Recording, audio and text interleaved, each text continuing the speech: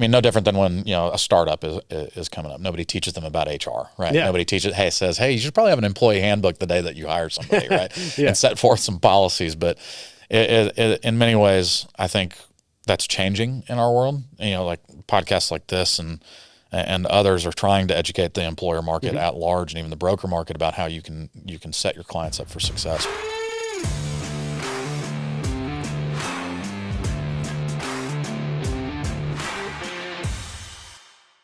Hey, what's up, guys? Spencer Smith here, host of the Self-Funded with Spencer podcast, sponsored by Pareto Health, ClaimDoc, and PlanSite. Enjoy today's episode. Almost every single brokerage house and every single broker out there is saying that, well, we can help you attract and retain top talent. But the only thing they're really doing is they're offering insurance products. They're not going into the functional, realms of what talent actually requires and what it means to manage that talent. Yeah. And HR policy and, fringe benefits or creative strategies are a very inherent part of that. And if we're not addressing those things, or at least touching on them, I mean, right, not every employer is going to be the good fit, no different than, how you've said in the past that, we have a mousetrap at Pareto, but it doesn't, catch rats. Yeah. Right? Yeah. So it's no different, right? It has to fit. You have to have that mentality as the employer. You have to Well, to and be it's, willing to go there. how paternalistic is the employer as well, right? I mean, that's going to, because some of these benefits are incredibly valuable to the employee, but are they necessary, right? Or is there a tangible financial ROI? And if you want to give it because you want to give it because you want a high quality of life for your employees, or you think that is a benefit that separates you from your competition, and so therefore people stay or come, great. But there's no proving it that necessarily, like, there's a return on that investment. Yeah. Well, and that's my ethos really more than anything as a broker, or as what I try to functionally build into my processes. That really, if your employee is what keeps an employee at a company, I mean, obviously financials is always going to be there. But if you look at, a lot of surveys that have been done over the past even decade, the compensation is never at the top. It never is. It's usually something along the lines of flexibility or, PTO, which usually folds into the flexibility aspect, or different functions of their role other than the actual compensation, because compensation can be attained and usually has benchmarks for different roles. Really an account manager in our world, right? There is usually a flat dollar rate or a benchmark or a median of what that talent is worth, right? If you've worked as an account manager in the middle market for 5 years, then you carry X amount of salary, or that's your burden, or that's your normal, standard value that you would market yourself for, right? No, that's applicable to any role under the sun, right? That doesn't change just because we go to a different industry. The reality of what keeps people there is the culture. Do they feel valued? Do they feel like, not necessarily that they're a part of a family, but that their employer actually cares about them, right? And wants them to succeed, right? There's a lot of feel metrics that go into that. Yeah. And so you can create a lot of those through your HR policy, through things like saying, hey, I care enough about you to help you, and just using the previous example, buy a home, or, help you expand your financial future, right? I mean, there's so many different, for example, and just harping on the home thing, because we were just talking about it, people who own a home are 14 times wealthier than those who do not, right? I've never heard that stat. Okay. Wow. So in the long run, they usually end up becoming that. So if I'm addressing the financial needs of my employees through a functional approach to employee benefits, why am I not considering some of those other things? Yeah. Right. If I want my employees to long-term be wealthy and happy, and if I'm considering that my number one metric for why people are going to or not stay at my company, which we recently engaged with a company called Zala that deals a lot with compensation benchmarking. And one of the things that I took away from the conversation that I had with them is that, especially right now in this period of hyperinflation, and we hear this a lot in the benefits world, so much of what we encounter is employers saying, well, why would I offer this? They're just going to leave in 5 years. I have to pay them $20,000 more, or 15% more, or whatever it is. There's going to be a hyper correction in the market in the coming years. And then it's going to leave people with the understanding that, and business owners especially, that compensation is not the end all be all of. Well, I was going to comment on that. You were saying that earlier. of course, part of leaving for another job usually includes an opportunity to make more money or the offer of more money. But that never is the reason I initially was open to another job. Exactly. So, yeah, I think that's a really good distinction to make. And some people might just go, I've got to make more money, so I've got to get a new job. I wasn't in that position, fortunately. But it wasn't the reason. That wasn't where the can of worms was open. Yeah. It was for some other, like you said, feel reason, dissatisfaction with something going on, whether it's interpersonal or structural.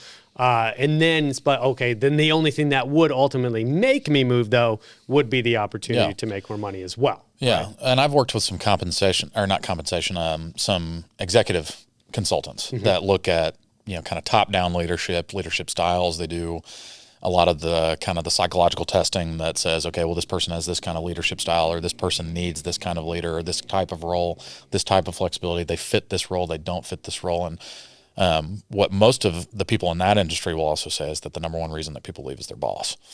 Was it you don't quit the company, you quit the manager, right? Exactly. Or whatever that term is. Yeah, that's a tried and true cliche, but it's very true. Yeah, it is. Right? Those cliches come about because they're accurate, or to a degree, right? There's the kind of the stereotype thing, but the reality is that if you're not addressing some of those feel issues within your company context, within the HR policy, within the fringe benefits, within the how you're engaging with your employees, I mean, you're not actively addressing the reason why you're losing talent. Yeah. Right.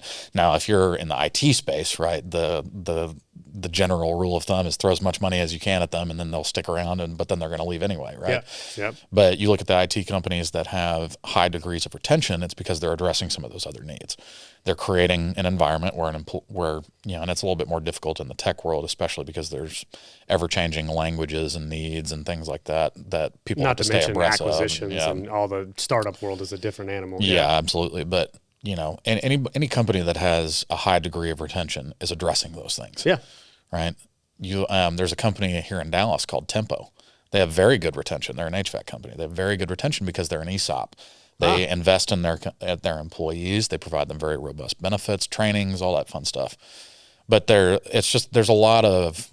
Well, there has to be something too, like the emotional attachment you have to your employer. Like, look at the last employer I was at, just as an example, the co-founders, I was friends with those guys. Like, I wanted to work and do whatever I could because they were the founders of this company. It was a startup, and I wanted to run through a wall because I really appreciated those guys as friends. I would consider them friends, even though they were both obviously my bosses. There's something to be said with having that emotional attachment that might keep you around longer than maybe you would have, even if you were dissatisfied, or the examples you're talking about with additional fringe benefits. Oh, my company offered me this, like that. They care about me, right? Yeah. And it didn't show up on my paycheck, but it showed up on my opportunity to buy a house. As the They're example. investing in the future. Yes. Right. Yeah. And not just the future of that role. There's a feeling of specifically. loyalty or reciprocity that comes with that too. Yeah, it's not just the feeling of that role or investing in that role or their skill set within that role.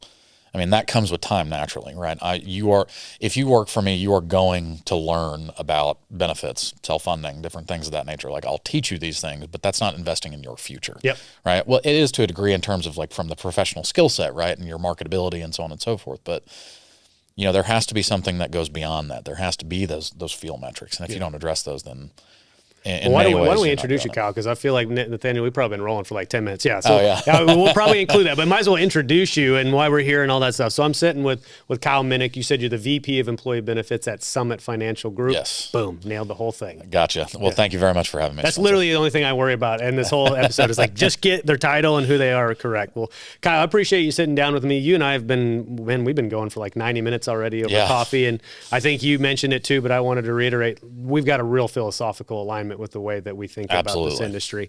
So before we go into kind of the substantive stuff, and we'll probably circle back to some of the things we were just talking about. Kyle, who are you? Where'd you come from? Where'd you grow up? All that good stuff. Yeah. Tell us about you. Pareto Health is the manager of the largest employee benefits group captive in the United States.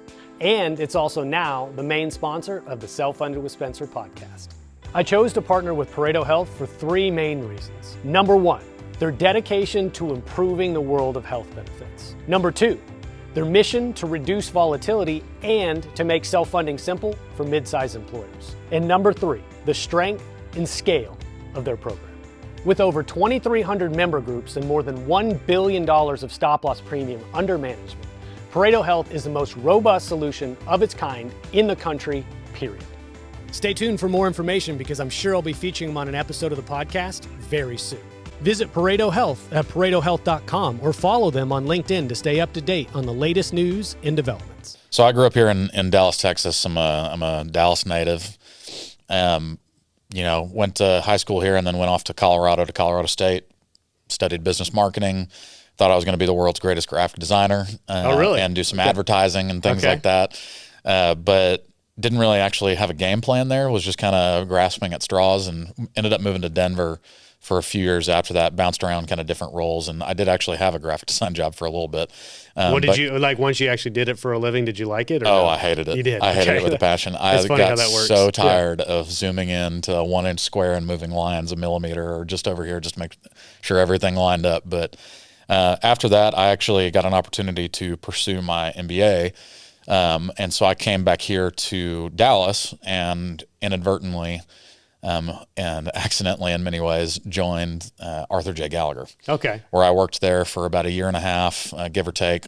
Well, I feel like I want to unpack that story a little bit. Inadvertently, accidentally. Real quick before we go, MBA, where'd you get your MBA? I actually did it online through Abilene Christian. Okay. Oh, yeah, Abilene Christian. I know them well. And then so when you say accidentally, what was the accident? Well, I fought... My father grew up, my grandfather was in the insurance industry. My dad was in the insurance industry. I fought it tooth and nail. Okay.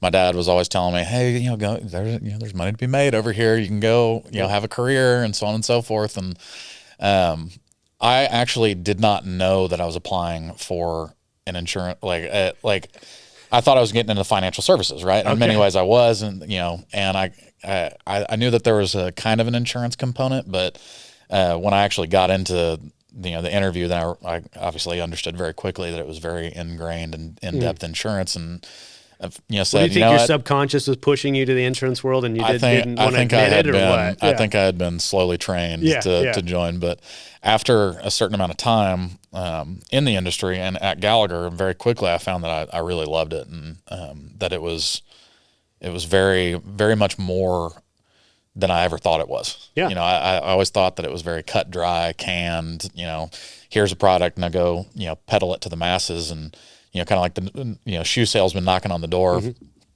And what was fell your in love first with it. role though? Like, were you an analyst? Were you a producer? What were you doing? I was right a away? junior producer, Okay. But I wasn't really selling because I didn't really have the chops. They wanted me to go into, the kind of an account role.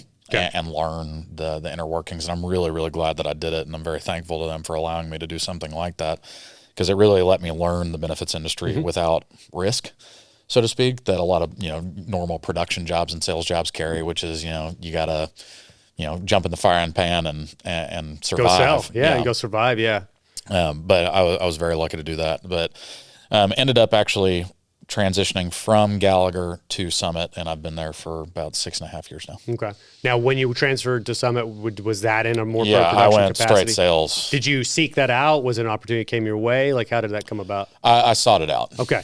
Things at Gallagher weren't really going my way and didn't work out. And we had an amicable split, and I wanted to kind of ramp up sales a little bit quicker, and wasn't really into the account management life, and ended up joining Summit just through an association of mine, and he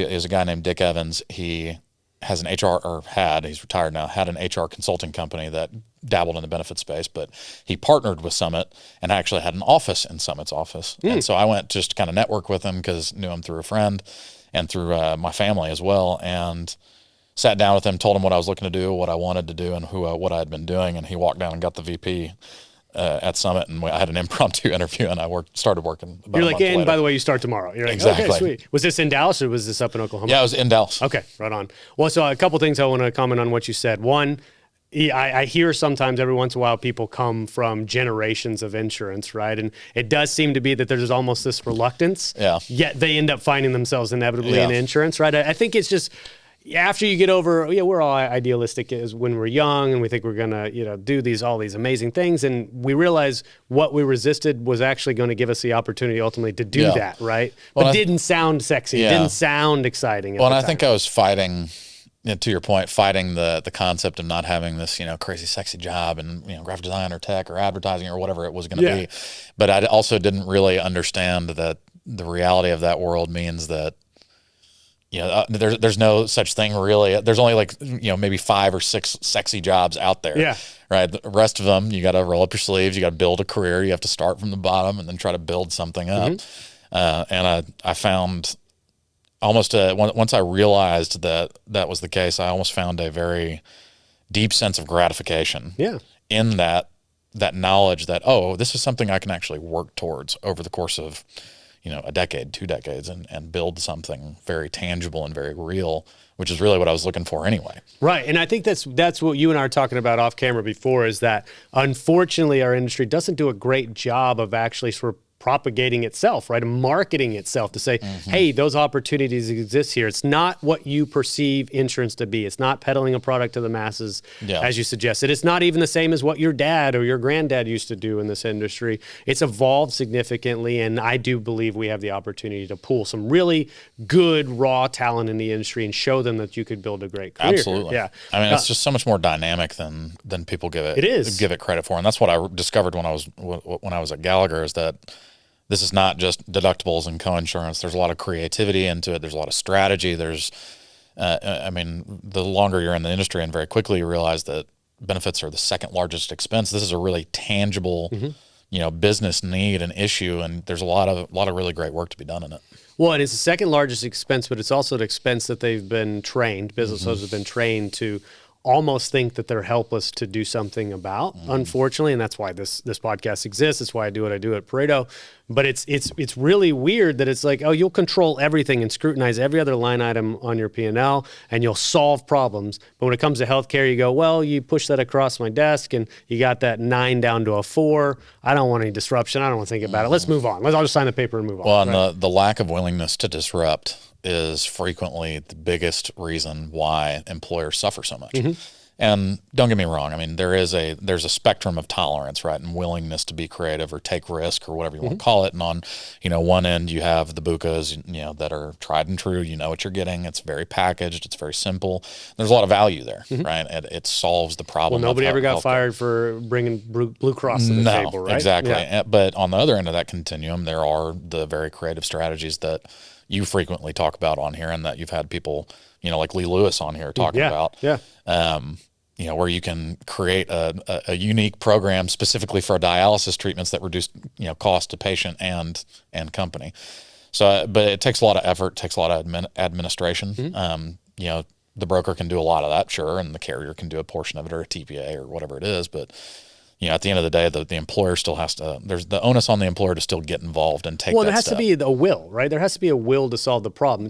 I think the will to solve the problem is derived from actually being exposed to the problem. Yeah. And even being suggested, oh, we can do something about that, right? I think because there's a collective, and I don't want to suggest that business owners are ignorant, but there's a collective ignorance around what is possible in employee benefits, because I think the whole industry has sort of designed this bubble. Well, we don't educate employers. Yeah. Right? Yeah. There's no education, or there's no master class that says, hey, this is how insurance functions. This is, these are the strategies that are available to you. You can go this route for this. This solves this problem. This is an opportunity here.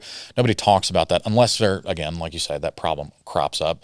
The broker's sitting across the table. They see that there's X number of claims dollars going towards this condition. Hey, there's a solution out there for that, but you have to do X, Y, Z, right? And that's usually, like you say, where that conversation starts, but there's no different than when, a startup is coming up. Nobody teaches them about HR, right? Yeah. Nobody says, hey, you should probably have an employee handbook the day that you hire somebody, right? And set forth some policies. But in many ways, I think that's changing in our world. Like podcasts like this and others are trying to educate the employer market at large, and even the broker market, about how you can set your clients up for success. But we need to also do a good job of enticing them to educate themselves, to make it easy.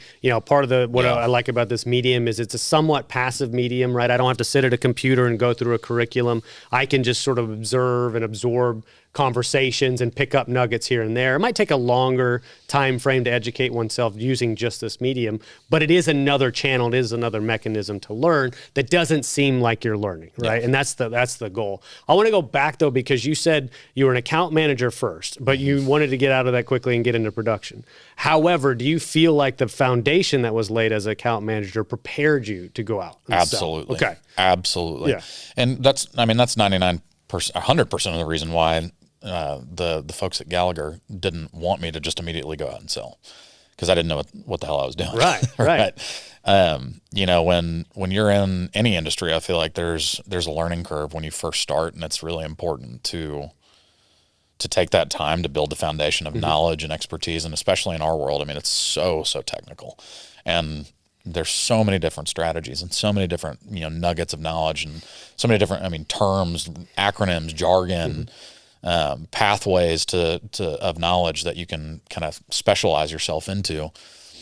That I think it's important for people to start in that kind of capacity. Well, if I wasn't an analyst first, I wouldn't be in the position I am today as a salesperson, right? I don't think I would have had the confidence if they just said, hey, here's this new product you also have to learn, but also you've never sold before, so you got to learn how to sell simultaneously. I'd probably have been overwhelmed. But the fact that I got to go out as my first sales job and sell stop loss, something that I was at least comfortable in understanding and being able to communicate to other people, I felt like it gave me a leg up to start. Yeah. And so I was able to have a shorter trajectory and learning curve. Yeah. The consultants don't always have that benefit, right? I mean, where I started was always the fully insured. I mean, I knew the fully insured market before I ever even, you know, began to understand self-funding. I mean, I understood from a high level perspective that you had a TPA and that they did some things, and, you know, there were contracts, and, you know, I guess you rent a network, don't really understand how that works, who admit, you know, that kind of thing. But like I was telling you earlier, I'm very, very fortunate at Summit to have multiple masters of self-funding. And I forced them to teach me that. And, you know, my president, Todd Rowland, you know, I cornered him within the first 3 months that I was working at Summit, and he gave me a kind of a 2-day master class in whiteboard that I still have. You're saying that you have a notebook with I still have this little yellow notepad that has 15 pages worth of what I'm sure to everybody else, and I know to everybody else, looks like absolute gibberish in my shorthand and graphs and arrows and things like that. But I still reference it every now and then when I need a refresher. Well, I say one thing to comment is, like, to get a master class like that from somebody like Todd in 2 days and just an immersive learn, incredible. The frustration comes with, why is it so hard to get that from our industry, right? Well, you have to be lucky enough to have the opportunity to be guided by a mentor. Yeah. Well, I think half of our industry just wants to sell fully insured, right? You get your commission. It's easy. You don't have to get too ingrained in a lot of the inner workings. And then, you know, there's subcomp and things like that further incentivize that. But then on the other hand, it really is that technical. It is not easy from a layman's perspective to just immediately dive in and start understanding self-funding. Yeah. I mean, even just explaining the concept of specific and aggregate stop loss to an employer sometimes can be very difficult because it's such a foreign concept. Yep. I mean, even, you know, and I was telling you earlier, I mean, I try to explain to all of my clients and even their employees just what premiums versus claims are. I mean, that's how rudimentary a lot of the at least from, you know, our expertise perspective, the general knowledge of the population about insurance really is. Well, I mean, I whenever I teach self-funding to somebody, I know this is the first time they've been introduced to it. I always back it down to a baseline that I feel like they do understand, which is usually fully insured, like you explained. And then I'll say, well, this is how fully insured works, and this is why. Now let's juxtapose it with self-funding, because we understand this thing is different, but as it relates to that, I'll tell you how it's different. And so that creates that baseline of understanding. If I just started with self-funding, they go, whoa. Yeah. How is that any different than what I do today? Well, and as self-funding and level funding are continuing to move further and further down market in terms of the size of employer that can actually get away with it and do it effectively, I think we're starting to see a little bit of a shift in that. More general or basic self-funding knowledge is out there. People are understanding what a TPA is. I mean, even the providers, the people behind the desk processing insurance are more and more familiar with TPA names like Health Easy and Mirapai and, you know, whoever else. I think we're witnessing the beginning of the shift because a lot of people are very tired of just taking the 10% year over year and having no recourse. And there's a real need, especially in this period of hyperinflation that we're experiencing, that's very much affecting provider costs and what they're charging and what the claims dollars are and what therefore the carriers have to respond with. Yeah, absolutely, man. Why don't I give you an opportunity, because we've sort of glossed over Summit, and I know you've been there 6 or 7 years, and it's obviously you built your career there, right, and created a nice career. And Summit's a name I know from covering up in Oklahoma quite a bit. However, you know, like you said, the Dallas practice might not be quite as big as that one is. But let's talk about the company itself, what you guys focus on, where you guys butter your bread, all that stuff. Absolutely. So, tell me more. So Summit, we do three things, and that's benefits, insurance, and investments. Benefits is obviously what we're talking about today, your medical, dental, traditional plans, things of that nature.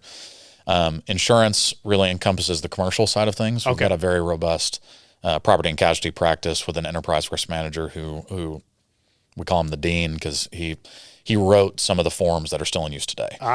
Senior executive at the Travelers, but we have him look at all of our stuff. He's very, very sharp, and my boss, Randy Gowdy, actually leads that division here nationally, and I report to him for our Dallas stuff. But he's very, very talented, knows the industry very well, the products very well, has a great team.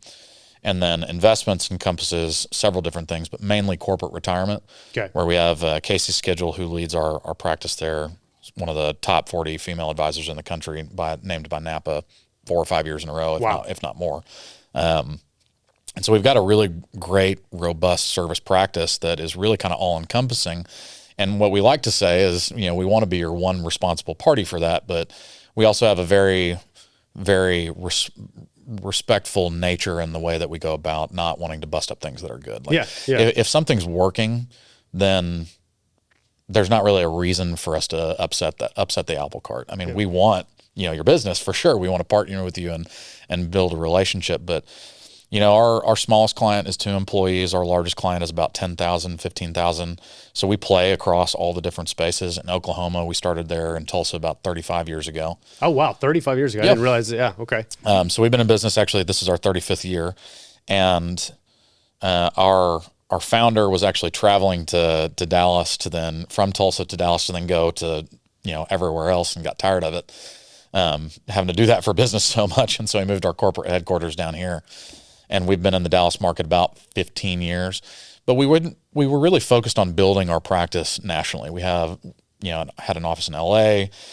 We had the office in Connecticut. We had several other offices in Oklahoma City and Tulsa and now Dallas. And we owned we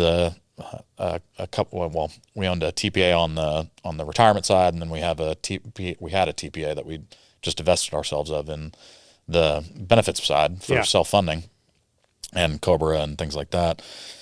And so that was really we're so engrossed in that I think we kind of forgot a little bit about how rich the Dallas market was. And so I came on about 6 years ago, and we've been building that out ever since. And I would say our sweet spot is really kind of the 2 employee to 500 employee spot. Okay. Like we love any large employer that wants to play ball, right? So does everybody else, right? Like lots of competition. But realistically, space. I feel like that market segment, particularly in a Dallas type market that has so many businesses in that space, they tend to get ignored a little bit by our larger competition who are after the jumbos, and there's nothing wrong with that. Dude, that's where all the opportunity is, man. Yeah. And what we try to do, and our ethos, and really my ethos around dealing with that, 2 to 500 market, what you might call the smaller market, is really kind of creating a 3 to 5 year strategy, particularly in what we call the emerging markets, which is 2 to 50. Okay. Nobody ever does a 3 to 5 year benefit strategy plan for a small group. Right. And I have 3 or 4 clients that we picked up when they were 10 lives and now are 100 plus or 50 plus or 80 plus or, whatever that is. And so they grow to a nice size, client. And, we were there with them from the beginning, building the relationship and taking care of them and giving them the high level consulting that really every business needs. Yeah. How different is that to have a 5 year conversation with a 10 life group that's probably still trying to survive and build their company simultaneously? Yeah. And your strategy has to expand from insurance, right? The insurance products for a 10 life company are not significant, right? You're either going to Blue Cross or United or maybe an Aetna to, potentially toy with an AFA type product. But you have to look at the HR policy. You have to look at fringe benefits. You have to get creative with how the employer deals with their employees, because we can sit here and talk about talent attraction and retention all day long, but insurance is only one portion of that. I mean, we were talking earlier about the functional approach to employee benefits. You have to salary, insurance, sure, those are the main components, but how those feel questions are just as important. Yeah. And that's where the small group really, I think, we as brokers who know the HR world, know the benefits landscape, know how to, attract and retain talent, we can go a step further and go beyond the insurance. Do you have like a core type of customer that you really like, right? I mean, set aside, hey, we've got a sweet spot, or maybe like we're willing to, do all sorts of groups, but there's probably one that get you a little more jazz than other because it allows you to tinker a little bit more. So what would that situation look like for you? PlanSite is a complete game changer in the world of insurance brokering. As a broker, you know how time-consuming and error-prone the traditional RFP process can be. But what if I told you there's a better way? PlanSite is the only end-to-end RFP solution on the market made specifically for benefits agencies. It's like having a superpower that gets you an average of 8 to 10 hours back per employer renewal per year. And the best part? PlanSite supports all carriers, all funding types, and all group sizes for over 20 different benefits. If you're ready to make your RFP process faster, more efficient, and more profitable, it's time to call PlanSite. Visit plansite.com now to book a free demo and discover the future of insurance renewals. I love blue collar companies, Okay. particularly the ones that are 80 to 100 or just like really kind of, they've eclipsed that mom and pop shop type, structure or size, because there's a lot of opportunity there. It's a very competitive labor market. It's an extremely difficult market to insure sometimes because of the nature of their employees as well as their business and the health conditions that can sometimes come hand in hand with hard labor. Because we really like to get into the nitty gritty there. There's a lot of opportunity to really tackle some of the challenges that they face. Well, and that's I'm a little biased because I come from a mom and pop construction company home, right? So like I've seen all the blue collar, the nitty gritty, trying to survive the ups and downs of the economy, even weather, affecting the ability to work and some months, right? Like months you go by where you can't work because the weather's so bad. So I have a bias there, but I do think like there's certain like construction, especially manufacturing, there's a little bit of like a persona there of a willingness to like say, screw you, I'm not going to accept this. There's like this is all BS, right? And so they want to go solve problems because it's like they feel like they're stuck. And it's like if you give them opportunities or you show them a path, they're willing to do cool things, RBP or stuff like absolutely. that. And we also work with a lot of nonprofits, and we've got a really good niche in kind of the white collar community as well. But I would say my personal favorites are, and because I doubt I can speak for all of Summit here, but my personal favorites are the blue collar. Do you like fully insured self-funded transitions? Do you like groups that are already self-funded, but then you really get to tinker? Like what? Yeah, my two favorites are helping somebody start a self-funded program and breaking somebody out of a PEO. Breaking somebody out of a PEO. Oh, if there's any PEO guys that are listening, no, there are scenarios that are good fits for PEOs, but. It's really because at that moment when you're really breaking somebody out of a PEO, they've eclipsed kind of that critical mass where they don't really need to outsource anymore. It makes more sense for them to internalize it. So it's not a condemnation of PEOs. It's more of a it lets you really get your hands into really every aspect of benefits and payroll planning and HR planning and helping them set themselves up for success for the future. Well, it's the same thing as when I look at you unbundle a self-funded plan. Or let's say you're fully insured today, you go self-funded, or maybe you're in a bundled arrangement with a carrier and you start to unbundle the pieces. You realize that there's opportunities to select each one of those vendors on their own accord or their own ability. Absolutely. There's more responsibility that comes with that. And now you actually have to piece them back together and make it a cohesive plan. Yeah. But when you realize, I can pick my vendor here, or I can actually get competitive bids over here, and then I can put together what I believe is the best version of a plan for myself or my employees. Well, and it's the highest level of consulting that we can do as brokers. Yes. Because at the end of the day, I mean, in my humble opinion, the transition from a Blue Cross fully insured plan to a Blue Cross bundled plan, self-funded, you're not really doing anything different. You're just getting to see behind the smoke and mirrors a little bit. There are great solutions there, and they have good products that fit, but realistically, it's a lot of fun to be able to take those pieces out and say, okay, well, we're going to go here for this. I like this PBM, and here's why. And then because then on the back end, you get to do a lot more in-depth consulting on, for example, PBM audits or making sure that you have accountability for that piece, right? You can prove it's working or not, right? And hold them accountable. Maybe there's even agreements on like a performance guarantee. Well, and there's metrics that you can actually put in place for almost every single piece of the puzzle, right? And then you can say, okay, well, this is where we were year one. This is where we wanted to be year 2 or 3 or 4. But okay, after the first year, we need to change this, right? This isn't performing the way it needs to, or this is now a new issue. We need to functionally, supplement this into the program with, outpatient dialysis or direct contracting for outpatient surgeries, things like that.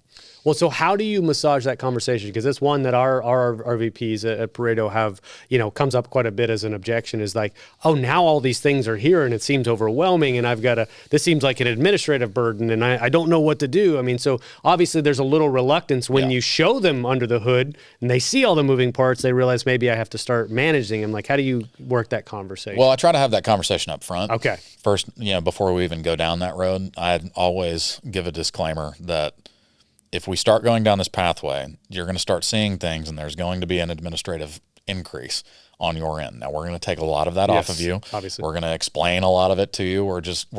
At the end of the day, what I'm going to be asking you to do is make a decision, right? And I'm going to give you all the information you need to make that decision. But functionally, there's going to be a lot more decisions to make, right? Particularly when you start looking at things like direct contracting. I mean, direct contracting is one of the most, in my opinion, administratively, or it increases your administrative burden probably the most. Sure. Because that's when you have to engage with the employee and say, hey, you have more than one option, right? You do not just have to go to the Baylor hospital that your doctor, referred you to for your orthopedic surgery, right? There's opportunities for you to go here. And if you go here, you have to explain it. You have to get in depth.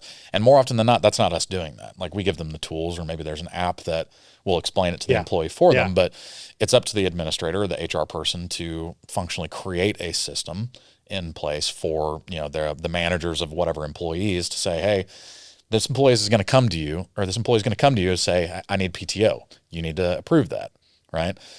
For this surgery. It's up to then the manager or you to then intervene or try to intervene and catch them before that surgery happens and say, hey, just so you're aware, under this health plan, you can actually get the surgery at no cost.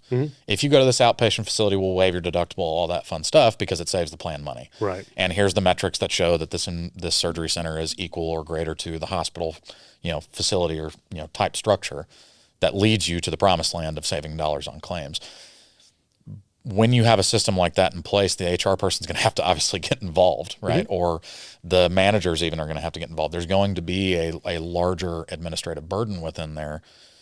Within that kind of plan structure. But as long as you're upfront about that, I think it helps. And at the end of the day, if dollars and cents are then being created, from those outcomes, and you have better employee outcomes, they're back to work quicker, they're, saving you $15,000 per claim, everybody's going to end up being happy. Yeah, absolutely, man. And that's what we look at this a lot, and obviously talk about it some externally.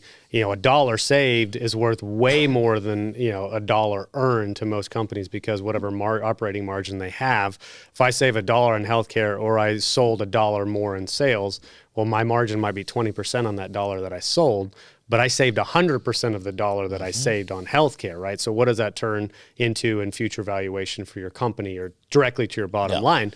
Maybe now you have the ability to hire somebody that can manage this a little bit more effectively. Well, and that's what we try to talk to all of our clients about, is that realistically what we're trying to play is a time value of money game, right? It's not just the 12-month cycle of you get a 10% here, and then we're going to try to negotiate and manage this, and maybe we'll do better next year under this format. It's saying, okay, well, if we can pull these levers, save you 20% on your claims, well, then that puts you in a more favorable, and advantageous position for this renewal, and then puts you in a better position to fund maybe next year, or whatever the conversation needs to be, whether it's fully insured or self-funded. I mean, you can have that conversation on both sides of the house, but it's just a matter of being upfront, clear, and as concise as you can be without getting into... Well, but what I like about self-funding is the opportunity to sort of reset your baseline. Like, there's a stair-step effect of being fully insured that inevitably, whether it's a good year, a bad year, or an average year, the cost is going to go up, right? So it keeps incrementally creeping up, and in the bad years, it shoots up. Yeah, and you can industry trend or average your way through that conversation as well, saying, okay, well, we're here.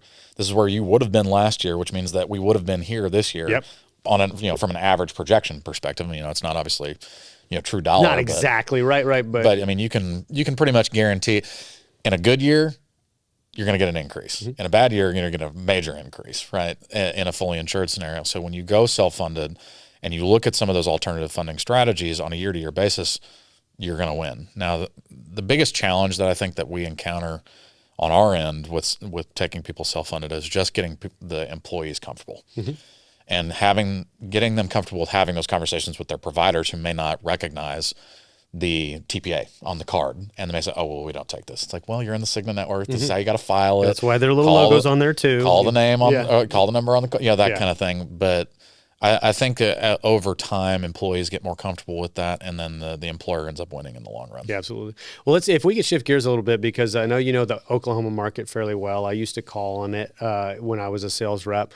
And we don't have to go too technical, but I want to just ask, why do you think that state is one of the more innovative states when it comes to healthcare and self-funding? I noticed that going there, and I was so pleasantly surprised that was the case. Well, it's one of the things that surprised me too, especially working for a company that started in Oklahoma and having such great technical expertise and organization in that market who have taught me. I couldn't really tell you. Okay. I think from my opinion, I think you had the one surgery center up there that really started the direct contracting and really showed the rest of the state at first that, wait, there's a lot of different ways that we can go about this. And I think that one of the really good things about Oklahoma is that they have a lot of really, really great people in the state legislature as well that really work towards creating some of those solutions. They're very open to that. And they have a smaller population than average. Yeah. And so it's a lot easier for them to deploy, I think, some of those programs when you get good buy-in from some of the larger employers up there, and it kind of has a trickle down effect. And that's my 2 cents. I don't know how accurate. Well, no, that is. I know it's a business friendly state, right? Very business friendly, very forward thinking, and then you have some of these innovators up there that have really created some of those opportunities, and their health plan structure, or their health system structure, I should say, is more unique in that it's not quite. I want to say it's not quite as regional. I mean, every health system is regional, but there's a lot more opportunity for a singular health system to innovate. Yeah. And then have that create a wave or a ripple effect. And then frequently a lot of the healthcare type laws and structures that Oklahoma passes end up transitioning to other states around the country. Well, yeah, I mean, even from Dallas, from here to Oklahoma City is a 3-hour drive, right? Yeah. So there's not a huge difference in the mentality and the economic environment, I think, between those two cities. I just noticed there was such a receptiveness. When I was slinging stop-loss paper, up there, there was a willingness to self-fund smallish groups, right, and work with an independent TBA and a PBM for a group under 100 lives all day long. And it was refreshing, because there was conversations I was having elsewhere where I thought clearly this would be perceived as with open arms as a good option, and it just wasn't. You mentioned the surgery center. There's a Free Market Medical Association with, I think, maybe originated there. I think so. Gone to conferences for them as well. And I just love the openness to doing, and I think maybe that's why an independent shop like Summit has had the ability to thrive in that market as well. Yeah. And you guys are remaining independent, right? You said it's sort of like core to what you do. We're a very closely held company, and our owner has no intention of selling. We're going to end up passing it down, I believe, to some family members as well. But one of the things that we've always prided ourselves on is being an organization of specialists. We don't want to be a jack of all trades. We don't want to be a master of none. We have individual people that we bring to the table. And when I, for example, am out of my depth, I thankfully have 30 and 40-year professionals that I can call on that will come in and help us out. And one of the things that I've always loved about Summit as well is that we're not stingy with information. We're not holding on to the secrets. We want to pass those to every employer that we find. And even if they're not going to go the route of self-funding, we still want to educate them on what their options are and what that really means to stay in the fully insured market versus self-funded. And again, it's the continuum of risk, right? It's the continuum of whether or not you're willing to, think outside the box or take on the potential of an additional administrative burden. Well, and do you think is it harder and harder these days to remain independent with all the M&A activity and the acquisitions? Or no, okay, it's just a willingness to do so. Yeah. I mean, it's no different. I mean, if you have the way I look at it is, if you have a profitable block, right? If I'm a one-man shop, I could literally run that block until I retire, right? Or I can hire somebody, I can build it out, and it's your choice as an independent producer to either scale or build an organization. At Summit, we have a very, profitable organization. We do very well. We take care of our clients. We value our relationships, more than anything else, really. And it's important to us that we don't just flip that over. Yeah. There's a great value in continuity and continuing that pathway. Absolutely. Well, so as we go to continuity and sort of shifting gears towards like the future, like what are some of the things that you're kind of getting excited about getting to talk about these days in the consulting world? Because your job, obviously, and I was telling you this off camera, is evolving. Yeah. And it's constantly evolving. Oh, yeah. And to the point where there, I don't even think the broker nomenclature necessarily applies all that much anymore because it's such a subset of what you're being tasked to do. But what are some of the things that you're like kind of sinking your teeth into that you're really enjoying doing these days? ClaimDoc is a medical claim auditing and member advocacy company. We provide fiduciary services to employer-sponsored benefit plans and allowing them to create an environment where we ensure that the benefit plans are being charged in a fair and reasonable basis. My business is basically people, and it become a real simple transition. We thought it was going to be far more complex. I've saved, we'll say, hundreds of thousands of dollars. I could not say enough about ClaimDoc. Well, I mean, I really, really, really enjoy self-funding just in general, Yeah. and putting those kind of ASO models together, and choosing off of a menu and putting it together. What I'm seeing, what I love to talk about the most, and this has been true for a while, and it's not even something that's particularly new, but it's coming further and further down market, is direct contracting. Okay. It's something that's been very difficult to do in the past because, generally speaking, you've been needing to rely on an individual TPA that may already have that product or that network or that program or that procedure in place. But especially once you get to that point where you can put all the different pieces of the puzzle together, there's no reason why at any point an employer who's in a program like that can't go out and direct contract. I'm loving seeing a lot of the new pharmacy initiatives that are out there at the moment, particularly with companies like Imsana that are partnering with the Cuban Cost Plus program to really unpack not only generic drugs, but because a lot of the things that have been done in the past in the pharmacy world have really been oriented around specialty drugs because they're the heaviest cost, like per script, right?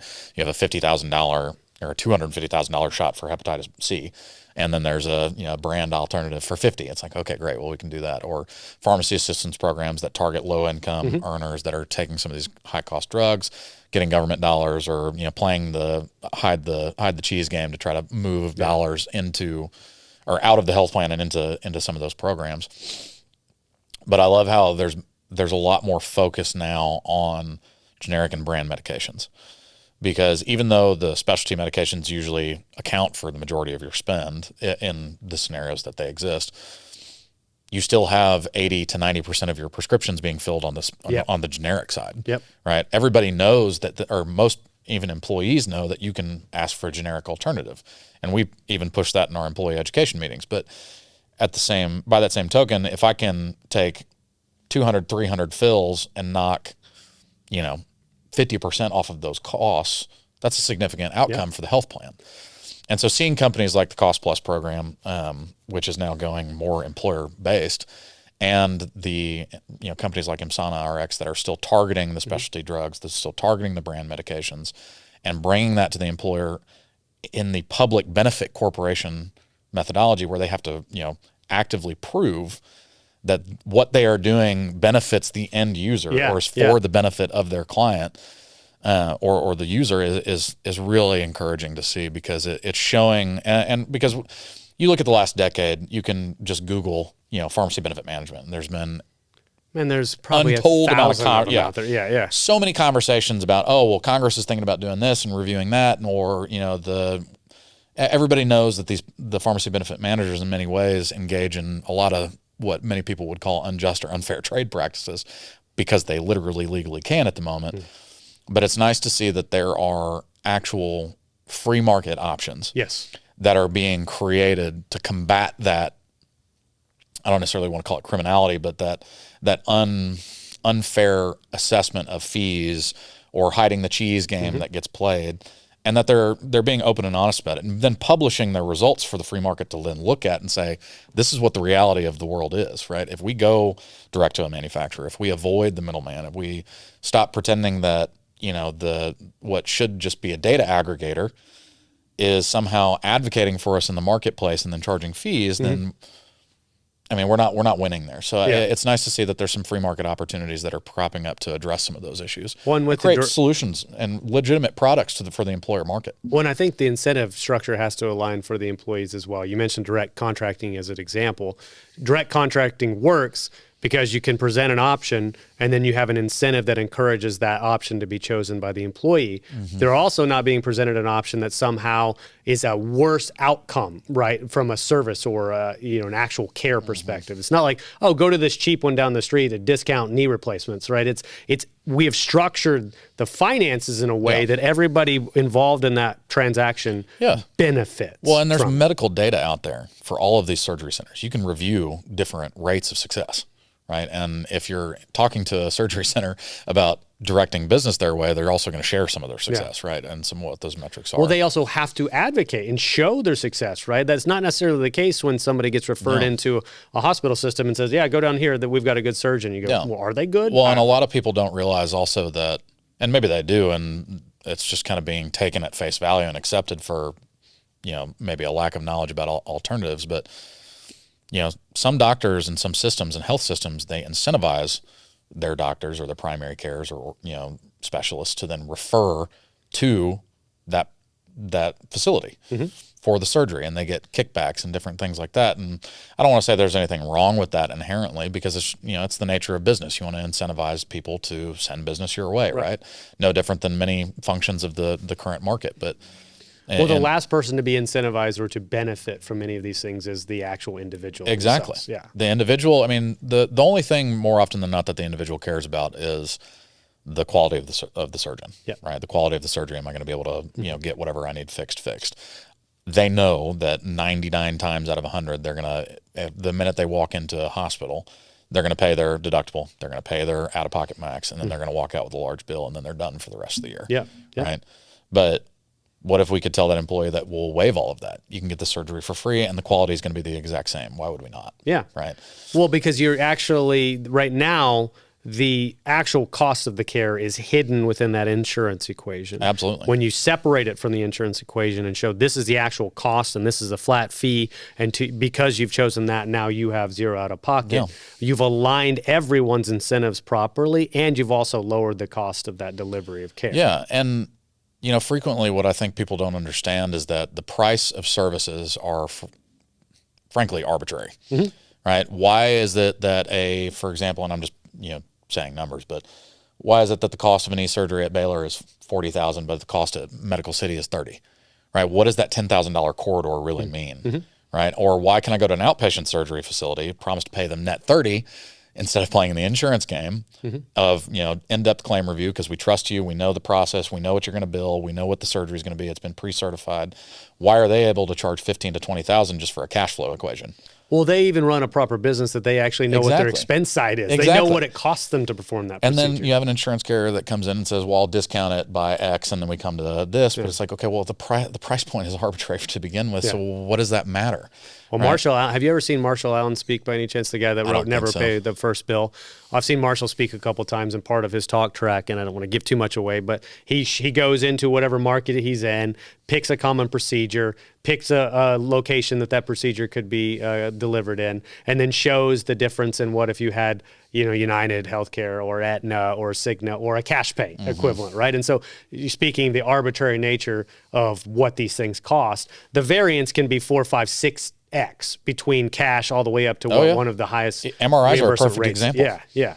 And why? Again, the question, when you start unpacking this, you go, why? Well, why is that a case? There's really not a great answer to any of these things. And especially when you actually look at so a few years back, that there was the legislation that published that carriers have to start publishing their in and out of network negotiated rates.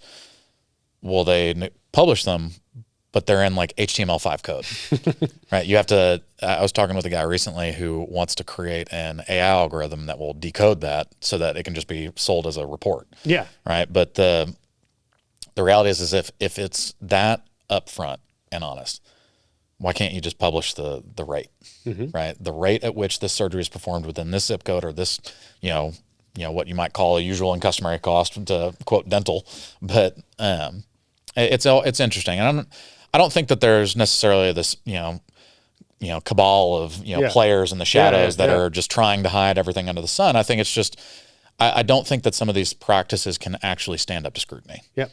And I don't necessarily think that there's a fair market incentive at the moment for them to actually do it.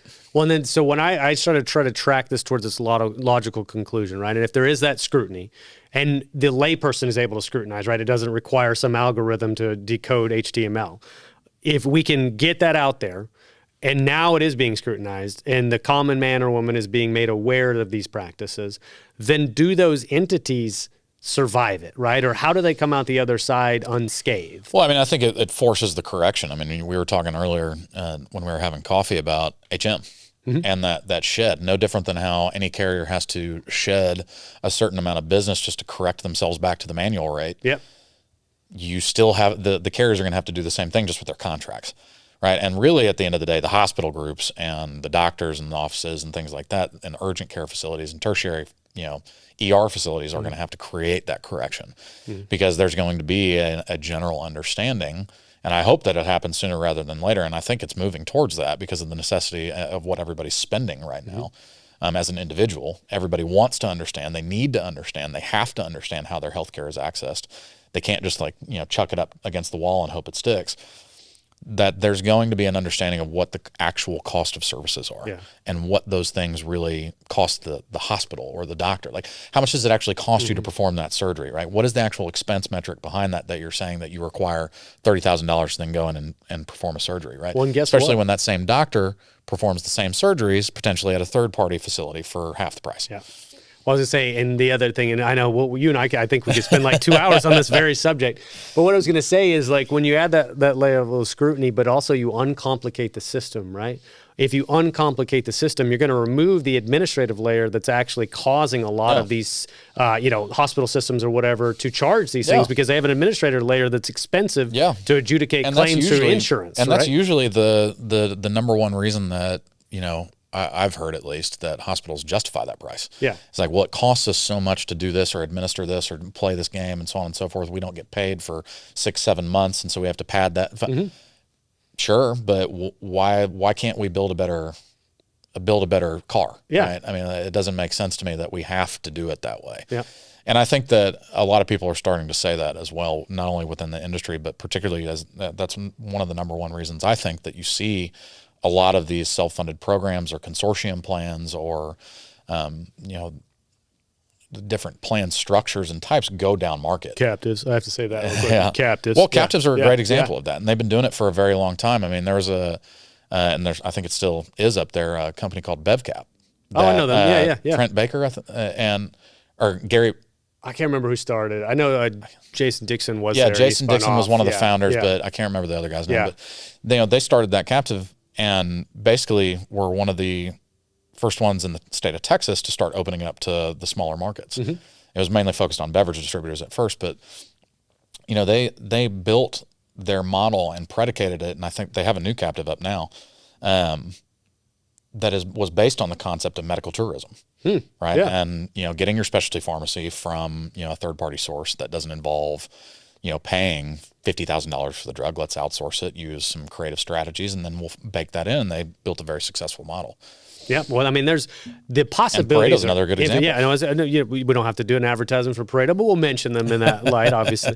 My organization, in case anybody's not aware. But I think the fact that those possibilities exist, right? Yeah. And so just the conversations that you and I are having, the conversations I try to have on a weekly basis, I try to find people that not only do I believe are doing good things, but I believe they actually are good people simultaneously. And I'm a big proponent of that. Most people are good. I genuinely believe that. Yeah. But we inhabit systems that have bad incentives, and there's also a power structure and a dynamic because these systems are so entrenched that it's very difficult for one individual to make a huge difference. Well, on and the status quo frequently dictates, in my humble opinion, the status quo unfortunately frequently dictates behavior. Yes, it does. Yes. And what we deem as acceptable is only acceptable until somebody steps up and says, okay, well, maybe we can do it a different way. Yeah. And these people don't suffer. Yeah.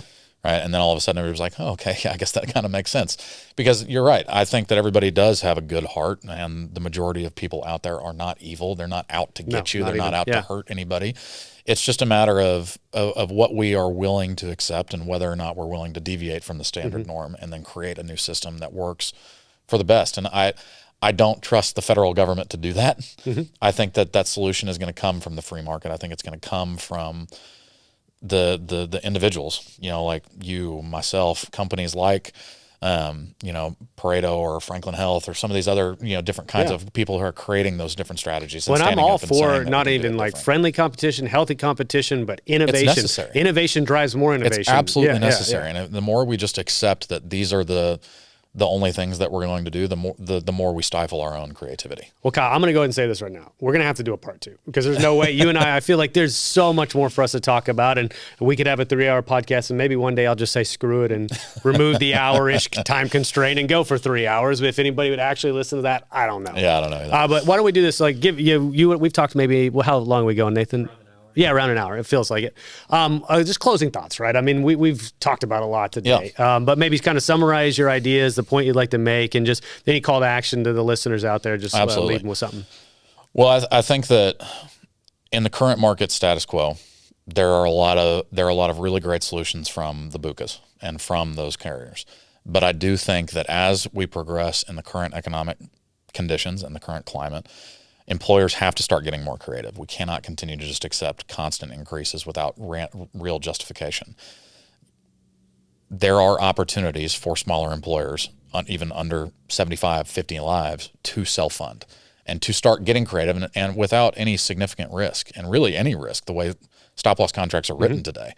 I mean, we're not talking about putting your operations account at stake. We're talking about finding a more creative solution to give, honestly, in many cases, more advocacy to your employees. And that's really what we want to do. And we want to create with you, or potentially whoever it is, a 3 to 5 year strategy to get there.